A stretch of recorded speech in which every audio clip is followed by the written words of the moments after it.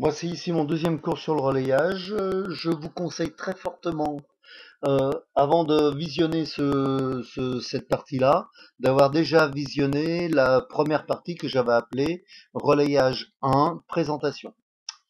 Donc, mon deuxième cours, il va porter essentiellement sur la gestion des temporisations. Alors, on a deux types de temporisation qu'on peut retrouver, une temporisation au travail ou une temporisation au repos. C'est-à-dire que si on prend un relais classique, lui, il n'est pas du tout temporisé. Dès que la bobine est alimentée, ça va avoir un effet sur les contacts. Et dès que la bobine n'est plus alimentée, ça va avoir un effet sur les contacts aussi. Donc, le fait d'être temporisé quand la bobine est alimentée, on dira qu'on est temporisé au travail.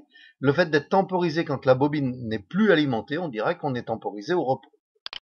Donc la première, ce que je vous propose tout de suite, c'est de voir un petit peu au niveau du schéma l'incidence que ça a quand on est temporisé au travail. Alors, dans un premier temps, on va alimenter notre bobine. Alors, ce qu'on peut dire aussi, avant de commencer, c'est de parler un petit peu des symboles. Donc, au niveau du symbole, on voit ici que la bobine, on va lui rajouter un petit rectangle en dessous de la bobine avec une croix. Et ça voudrait dire que la bobine, elle est temporisée au travail. Et puis, toujours au niveau symbole, on va trouver au niveau du contact un petit parachute avec un temps donné à côté.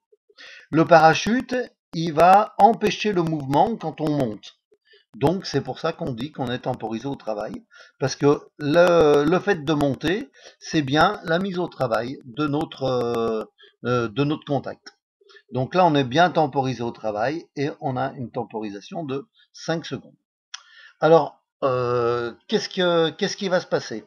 Eh bien, quand je vais appuyer, ma bobine va être alimentée et le contact, lui, il ne va pas se fermer tout de suite.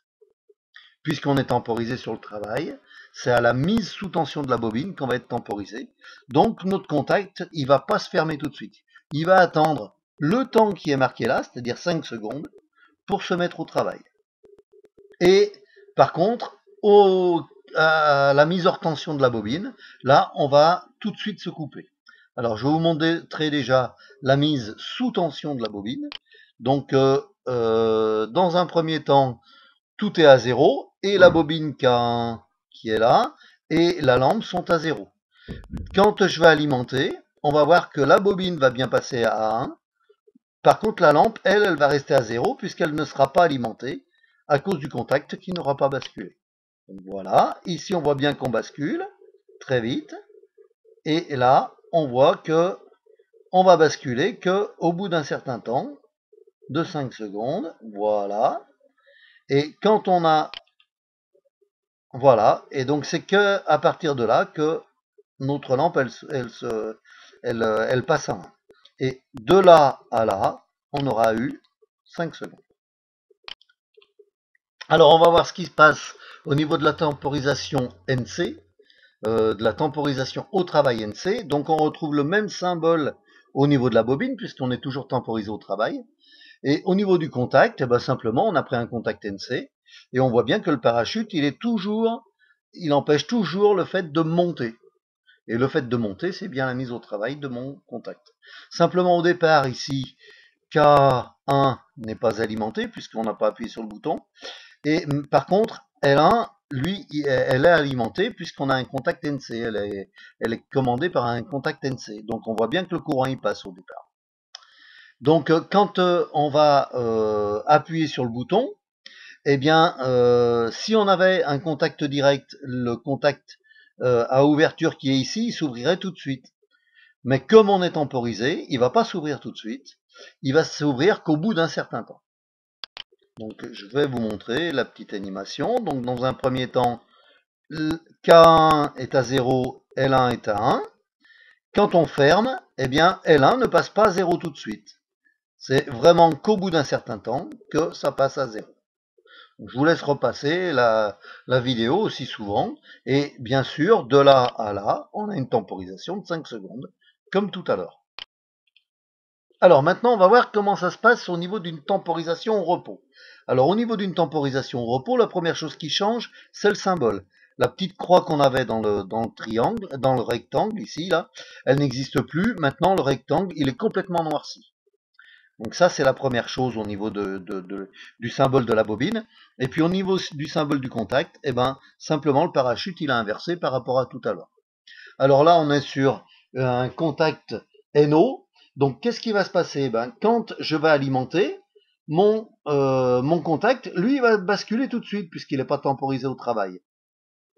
Donc quand on va passer à 1 sur K1, eh ben, tout de suite, on va passer à 1 sur L1, puisque quand on va être alimenté sur K1, on va tout de suite basculer et donc on va tout de suite alimenter L1. Par contre, quand on relâchera, quand on va ne plus alimenter la bobine, eh bien c'est à ce moment-là qu'on va avoir la temporisation. Et quand on va ne plus alimenter la bobine, eh bien le contact qui est ici va rester collé encore un certain temps. Donc, je vous montre un petit peu l'animation. Donc au début, K1 est à 0, L1 est à 1. Quand j'appuie, eh ben, le contact il bascule tout de suite et on voit bien que la lampe, elle bascule en même temps que K1. Mais c'est vraiment à la mise au repos qu'on va retrouver notre temporisation. C'est-à-dire qu'à la mise au repos, on voit que le contact qui est ici, il retombe pas tout de suite. Il va retomber seulement au bout d'un certain temps. Voilà. Et donc, on retrouve notre temporisation qui est au niveau du repos, c'est-à-dire quand la bobine, elle va passer à 0. Alors maintenant, on va voir la même chose sur un contact NC. Donc sur un contact NC, au début, la bobine n'est pas alimentée et la lampe, elle est alimentée. Donc quand on va mettre sous tension, eh ben, le contact NO-NC, il va s'ouvrir tout de suite. Donc en fait, notre signal va être complètement inversé par rapport à un contact NO. Hein, c'est-à-dire que quand on a 1, ici on a 0, quand on a 0, ici on a 1. Sauf que la bobine, là, quand elle ne sera plus alimentée, eh ben, on va avoir la tempo à ce moment-là. Je crois que le mieux, c'est que je vous le fasse. Donc, au début, on est à 0 sur K1, on est à 1 sur L1. Quand j'alimente, eh ben, je change tout de suite. Hein. Donc ici, il n'y a pas de temporisation. Par contre, quand j'arrête, eh bien là, j'ai une temporisation, c'est-à-dire que ici, je devrais remonter à 1, mais je ne le fais pas tout de suite. Je le fais qu'au bout d'un certain temps. C'est exactement ce que je retrouve ici. Et ma tempo, elle va bien sur cette partie-là. Alors, je vais vous faire un petit récapitulatif. Voilà, et donc la temporisation est de 5 secondes, c'est exactement ce que je disais. Donc, en petit récapitulatif, ce que je vous propose, c'est de voir mes deux temporisations.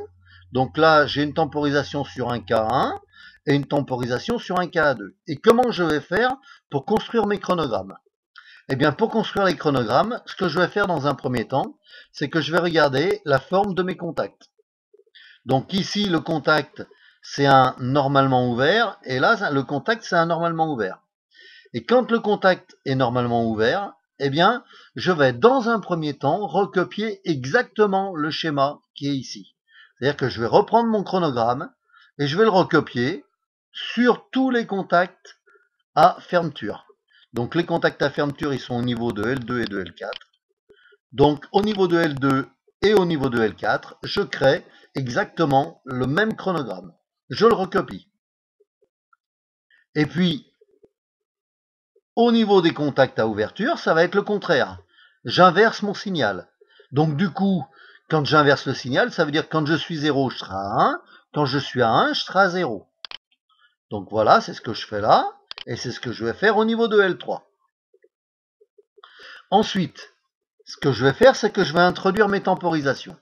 Donc maintenant, la temporisation, je sais que la temporisation au travail qui est ici, elle va se faire à partir du moment où la bobine, elle passe de 0 à 1. Donc, où la bobine, elle monte. Donc, ma temporisation, ici, là, elle va avoir lieu sur cette partie-là du chronogramme. Alors que sur la temporisation au repos, elle va avoir lieu sur cette partie-là. Donc, j'amène la temporisation au niveau du travail, et du coup, je vais recopier maintenant mon signal, mais en modifiant, en tenant compte de ma temporisation. C'est-à-dire que mon signal, maintenant, il va bien rester ici à 0, il va descendre là, et il va revenir là. Et au niveau de la temporisation du repos, hein, ici, j'ai une temporisation au repos sur ce relais-là. Donc, du coup, ma temporisation, elle aura lieu quand ma bobine, elle va passer de 1 à 0. Alors, voilà ce que ça donne au niveau du travail, du coup, et voilà ce que ça donne au niveau du repos. Ah, j'en ai oublié un. Voilà.